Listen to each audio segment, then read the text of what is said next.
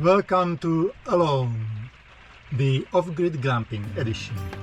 Previously on Off-Grid Bound, I ran into some technical difficulties while building a trail down to the lake. My tractor got stuck. Fortunately, I was able to free it and continue the work. But soon, other problems emerged. Everything has its expiration date, and for us, it's this awning here. It's time to take it off. Ahoy there! Our family is building an off-grid cabin and home at a gorgeous lake in North Vancouver Island. We started with raw land covered by a thick forest, and we are slowly turning it into a self-sufficient homestead. In this series, we invite you to join us on our journey of discovery, learning, and building. We are off-grid bound. Our motorhome is starting to show its age. There is some mold, which would not be a big deal. The tarp could be easily replaced, but the bigger problem is right here. This is all rotten. I thought I could fix it, but it cannot hold, and it would be just too dangerous to drive around with it. After 22 years, it's time to take it off.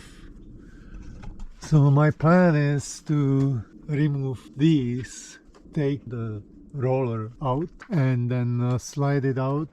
There is a slot right here, so once it's released we should be able to slide the roller out. And on the top there are these brackets. Once I take those out, the tarp should be possible to slide out in the back. Basically that is what we have to do before we drive anywhere. For the last time, we stand the legs of the awning on the ground. I slanted them a little to produce natural tension in the tarp, and that should prevent the whole thing from collapsing once I start taking it apart. After that, it was just a matter of removing a bunch of screws to remove the supporting frame structure.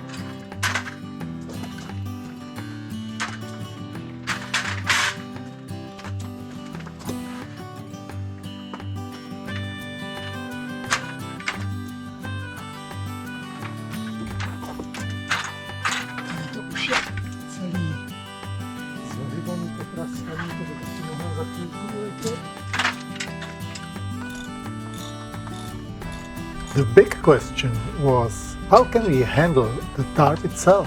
It's something we have never done before. Our first try revealed that a couple of stoppers were hidden in the guide. That was to prevent the tarp from moving along the length of the vehicle. On the second try, the tarp went quite smoothly. Dobry! Wow! That was much less painful than I expected. Wow. Okay, we are awning free.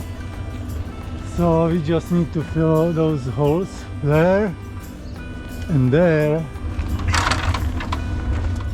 And this is good. So now we can actually take the motor home and get it serviced.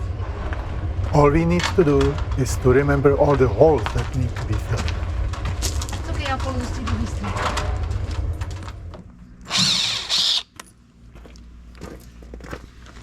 So, there you have it. Awning is gone. Bye bye, rest in peace.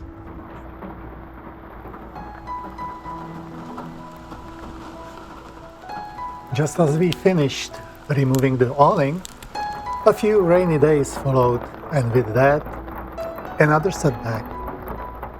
And the rain the last couple of days also revealed that we have a serious leak in the front end window of the RV. So today we are patching up, putting some caulking, and tomorrow we'll do another layer and some special tape. So hopefully that will stop the leak.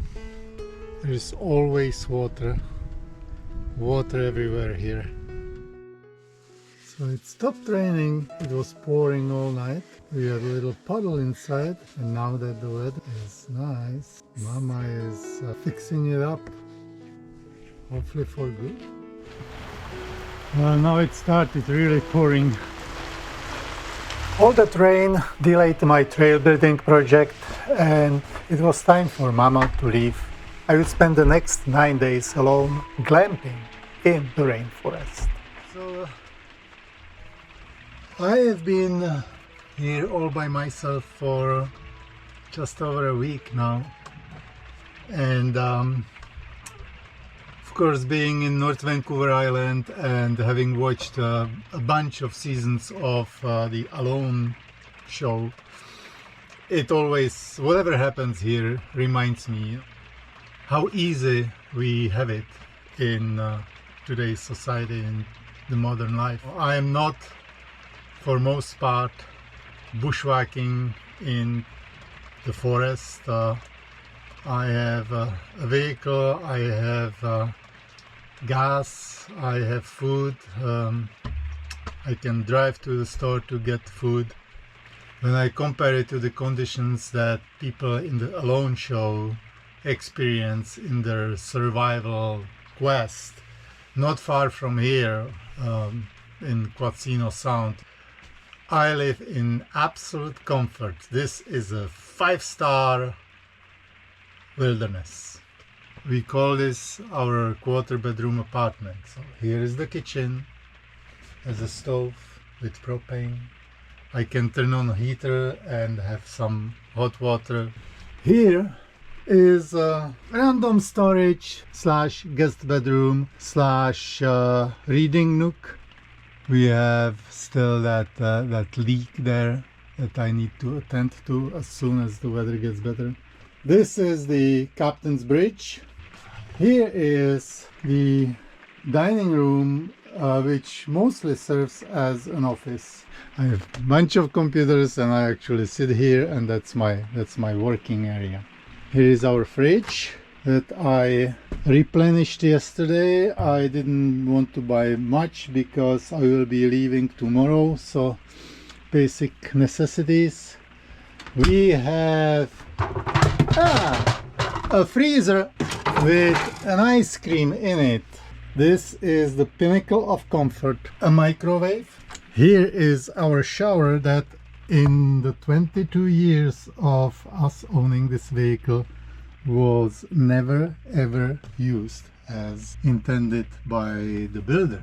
We basically only use it as a closet. And recycling bin. Here is where the magic happens. That is when the dog comes, lies down and sleeps for 3 hours. So yeah, this is our bedroom. I have these mats that I cover it with because as you can see, Cindy likes to come and jump right on the bed. Some closets above, and here is our little bathroom. No need to do it in the bushes. So that's my existence for last 2 weeks, first of which my wife was here with me, and second, I've been alone. Alone is a relative term. Sometimes I see these YouTube videos with clickbait titles like "Alone, blah blah blah, he left me," whatever. I always think it's kind of fun when they try to catch viewers' attention. Maybe I will do that too for this video. One thing I have to admit, going back to the Alone show, where you see that most people leave because of either an injury or they get too weak, starvation, and they get pulled off that way. But really most people leave because they start missing their family, their friends. And although I absolutely love this experience of being here and just listening to the nature and the dead quiet at night, after 8 days it's time to go. So tomorrow I'll be packing up and going back home for a few days, and then hopefully return back here next week. The rain stopped just in time for me to do last checks of the bunk window before I had to leave. I spent my last day just enjoying this little piece of heaven. Today, for the first time in days, I can see some of those distant mountains that have snow on them year round, so I decided to take some time lapse.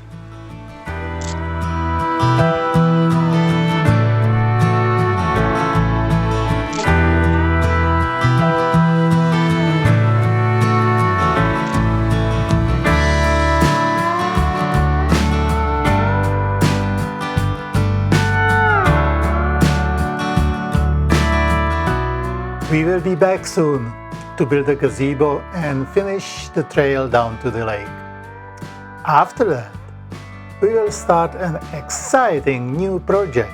Subscribe to our channel to follow the progress and witness the next phase, the birth of a cabin. As always, thank you for watching. Until the next time, we are off-grid bound.